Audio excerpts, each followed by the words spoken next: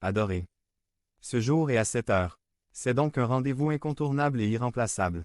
Ne laissez pas qu'il soit plus important de dormir quelques heures de plus, de faire la lessive ou de ranger la maison. Chaque dimanche, nous avons rendez-vous en communauté avec notre Dieu pour l'adorer. Alors que nous venons adorer, rappelons-nous qu'en ce moment, l'accent n'est pas mis sur nous, mais sur le Seigneur.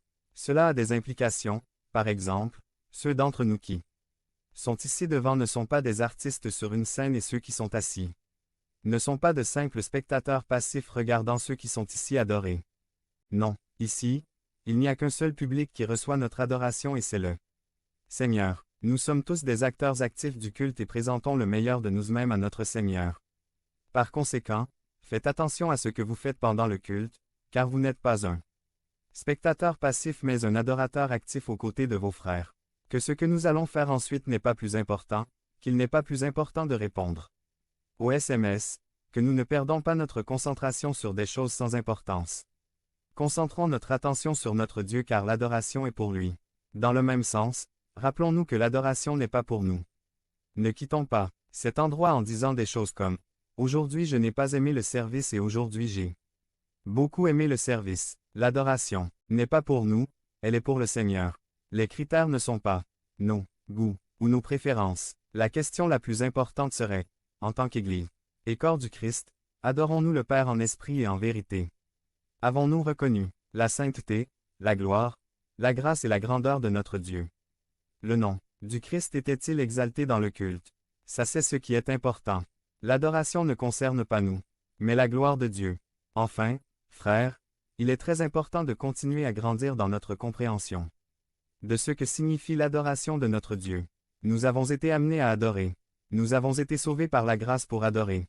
Et ceux qui entretiennent une relation croissante avec le Christ, par sa grâce, peuvent grandir chaque jour davantage dans la compréhension et la pratique de l'adoration de Dieu en communauté. Et dans la vie quotidienne, il ne fait aucun doute que le premier A de l'ADAMI, c'est-à-dire l'adoration, doit avoir la priorité dans nos vies. Que nos vies, pensées, actions et paroles soient uniquement pour la gloire de Dieu, exaltant son saint caractère et ses œuvres merveilleuses, laissant de côté les fausses idoles pour adorer uniquement le Dieu vivant et vrai qui règne pour toujours. Point. Amen. Devenez membre de la chaîne et soyez un instrument de la parole de Dieu.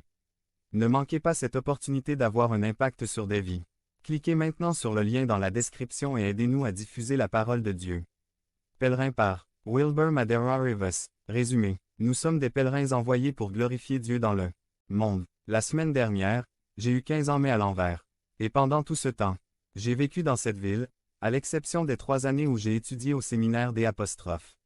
Orlando, en Floride. Vivre hors du Mexique et du Yucatan a été une expérience intéressante. Car pour la première fois j'ai eu l'expérience d'être un étranger.